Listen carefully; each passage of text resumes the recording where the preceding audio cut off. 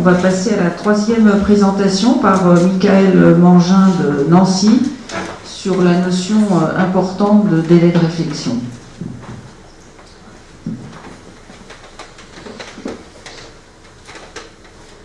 Monsieur le Président, Mesdames, Messieurs les membres de l'Académie de chirurgie, chers collègues, je tiens à vous remercier d'avoir sélectionné le travail que nous avons effectué au sein d'une équipe de l'Université de Lorraine qui concerne le délai de réflexion dans le cadre de l'information préopératoire et ceci dans une étude prospective à propos de 51 arthroscopies d'épaule.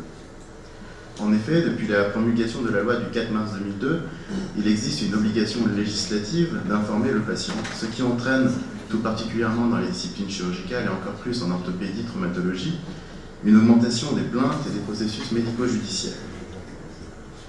Le Code de la santé publique n'impose pas de façon explicite un délai de réflexion au patient, en dehors de la chirurgie esthétique où celui-ci est fixé à 15 jours. Le Code de la santé publique prévoit d'autres délais de réflexion, notamment dans le cadre des stérilisations définitives, qui restent de 4 mois pour une vasectomie chez l'homme. A noter que depuis le 9 avril 2017, le délai de réflexion concernant l'IVG a été aboli. L'hypothèse de cette étude est qu'un délai de réflexion est nécessaire dans la démarche décisionnelle d'un patient pris en charge pour une arthroscopie programmée de l'épaule. Nous avons donc réalisé une étude prospective, observationnelle, sur 51 patients pour analyser la notion de délai de réflexion à partir d'un questionnaire comportant 10 items. L'approche comparative statistique a été privilégiée et les valeurs de P ont été calculées avec le test de Rank de Wilcoxon appareillé. Tous les patients ont été pris en charge en hospitalisation classique dans l'unité de chirurgie de semaine du centre hospitalier de Remiremont entre le 1er décembre 2015 et le 29 février 2016. En effet, nous avons choisi le centre hospitalier de Remiremont, qui se situe dans les Vosges et qui est en dehors du centre hospitalier universitaire de Nancy. Les données ont été colligées par le docteur Yasser Karam, qui est chirurgien orthopédiste et collaborateur de mon maître, le professeur Koudan. Les informations ont été délivrées avant l'intervention chirurgicale lors d'une consultation préopératoire qui comportait une évaluation clinique avec un score de constant, des radiographies standards de l'épaule et une IRM ou une arthro-IRM. Un document informatif sous la forme d'un livret de 14 pages comprenant 8 schémas a été remis à tous les patients pendant la consultation préopératoire. Le protocole chirurgical était identique chez tous les patients. Comprenait une anesthésie générale, une installation d'éclutus latérale et la réalisation de 3 voies d'abord, postérieure, antérieure et latérale. La catégorie professionnelle a été établie en 8 groupes selon la version PCSE de l'INSEE 2003. La consultation pré-anesthésique a été effectuée à distance de la consultation chirurgicale préopératoire et les patients inclus ont été revus en post-opératoire avec une évaluation clinique, toujours un score de constant, des radiographies de l'épaule opérées de face et de profil. Il faut noter que 42 patients, soit 82%, ont rejeté la notion de délai de réflexion avant l'intervention, et 37 patients, soit 73%, ne souhaitent pas qu'un délai de réflexion soit imposé par une réglementation. La personne de confiance, le délai entre la consultation et l'intervention, le sexe, le type d'intervention réalisée, l'âge, le support d'information ne sont pas des facteurs influençant le processus décisionnel du patient et la notion de délai obligatoire, et ceci de manière significative. Les 46 patients revus lors du contrôle post-opératoire ont tous déclaré avoir lu le dossier informatif donné lors de la première consultation préopératoire. 13 patients, soit 28%, ont considéré que ce support avait été utile dans leur démarche décisionnelle et 33, 71%, que celui-ci n'avait pas interféré dans leur démarche décisionnelle ou sur leur choix de retenir ou non un délai de réflexion, et ceci de façon significative. Parmi les objectifs secondaires, le moment décisionnel caractérisé par l'instant où le patient va s'engager volontairement et consciemment dans l'acceptation de l'intervention chirurgicale effectuée avant la consultation chirurgicale pour 21 patients, au moment de la consultation pour 20 patients. Il reste 10 patients qui ont pris cette décision après la consultation chirurgicale, mais aucun patient n'a sollicité un deuxième avis. Cette étude prospective monocentrique observationnelle n'a pas d'équivalent dans la littérature. Il s'agit d'une étude de niveau de preuve B. Un délai de réflexion quantitatif avec une durée déterminée qui pourrait être imposé de façon réglementaire et de même majoritairement rejeté dans la population étudiée.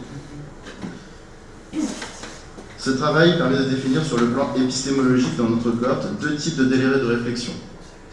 Le délai de réflexion actif, qui est reconnu d'emblée par le patient et qui correspond à une minorité, 18% des patients. Le délai de réflexion passif, qui correspond à un nouveau concept caractérisé par une démarche décisionnelle inconsciente. Il est décrit 3 types d'informations dans la relation médecin-patient. Dans le modèle paternaliste, l'échange d'informations est unidirectionnel et vise à donner des informations minimales requises par la loi du 4 mars 2002. C'est essentiellement le médecin qui prend la décision. Dans le modèle informatif, le médecin tente de transférer ses décisions médicales et c'est le patient seul qui prend la décision. Enfin, c'est le modèle de décision partagée où la décision est le fruit d'une délibération aboutissant à un consensus qui permet non seulement de donner des informations conformément à la loi, mais aussi de provoquer chez le patient une démarche active, conceptuelle, qui lui permet de prendre une décision conforme à notre éthique professionnelle.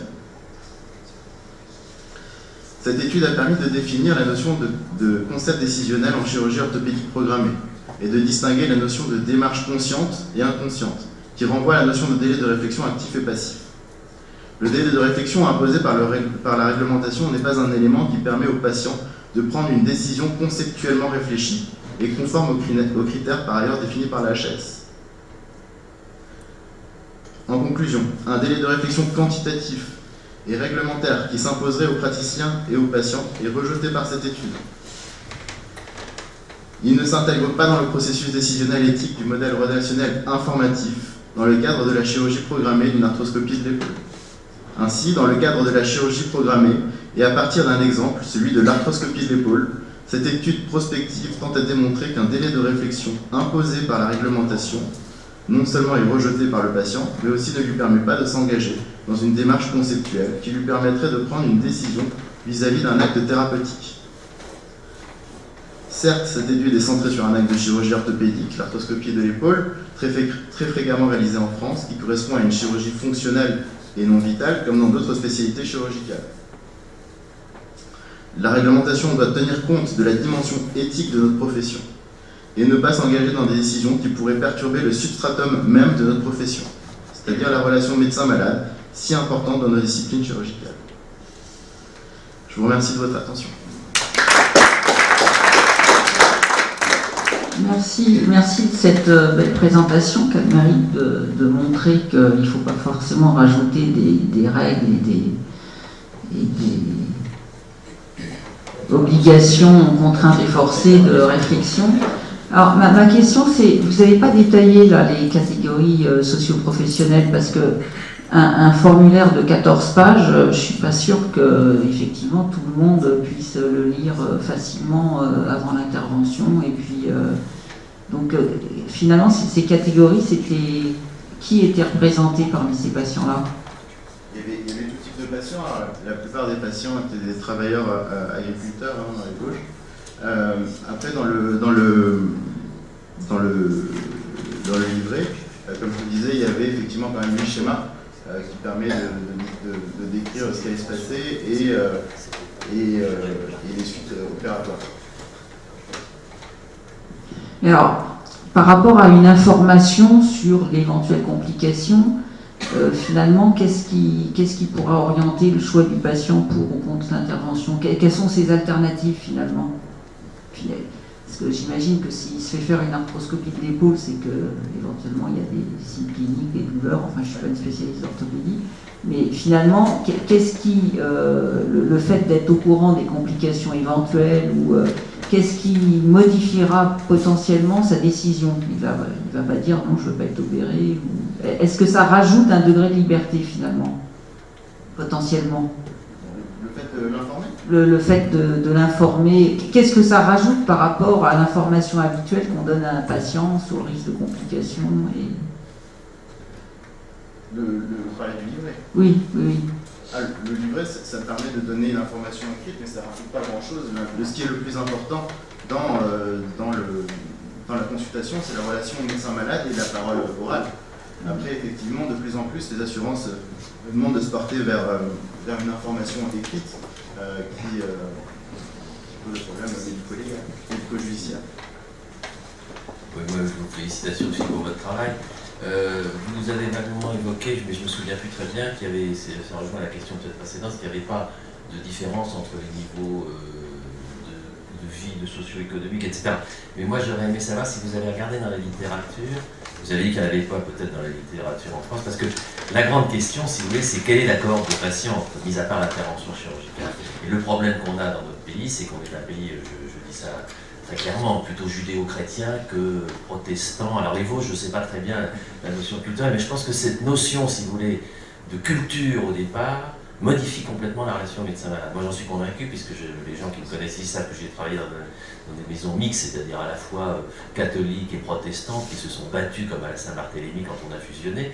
Et je pense, si vous voulez, que l'information, notamment et le consentement, alors est-ce qu'en Angleterre ou aux États-Unis, il y a eu, et je me tourne vers votre patron, le même genre d'études qui dit, ah ben nous aux États-Unis, pas du tout, ils n'ont pas du tout cet esprit-là, puisque c'est venu de là-bas, il faut avoir que cette information est éclairée, partagée quand même. Est-ce que vous avez une notion de ça? Vous ne pouvez pas dire, là c'était tous des catholiques des Vosges, bien pratiquants, voilà. Alors là-dessus, je ne pourrais pas vous dire, effectivement, la religion non, la religion au sens culturel. La culture qu'ils avaient particulièrement. Après, on n'a pas trouvé effectivement d'équivalent dans la littérature de cette étude qui, comme je vous disais, est pour l'instant l'une des premières. Enfin, la première. Oui, je vous remercie de cette très intéressante communication qui a été faite quand même dans une seule, pour un seul type de chirurgie. Est-ce que vous ne seriez pas intéressé, parce que je pense que les réponses pourraient ne pas être les mêmes si vous l'aviez fait chez des malades qui ont une prothèse totale de hanche, par exemple. En d'autres termes, cela dit, le message il y a probablement trop de réglementation est complètement partagé par moi, mais il est probable que la magnitude de l'intervention intervient est-ce que vous n'avez pas envie de faire ça sur d'autres interventions? Alors effectivement, nous on a pris l'arthroscopie de l'épaule parce que c'était une des spécialités de mon patron.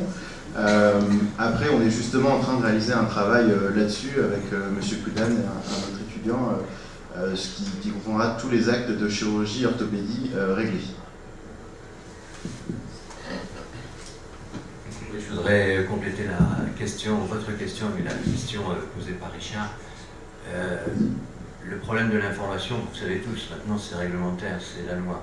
Ceci étant, ça pose des problèmes. Bon, évidemment, moi je suis orthopédiste, donc on s'est intéressé à l'orthopédie, mais pour répondre à votre question, on a fait déjà aussi ce même type d'études en matière d'urgence, puisque là l'information, sauf cas particulier, je ne vais pas rentrer dans des détails réglementaires et législatifs, n'est pas obligatoire. Mais on a abouti exactement à peu près à la même chose. Et on l'a fait aussi dans une consultation, on va dire, d'orthopédie traditionnelle, dans laquelle il y avait, mais pas de chirurgie ambulatoire.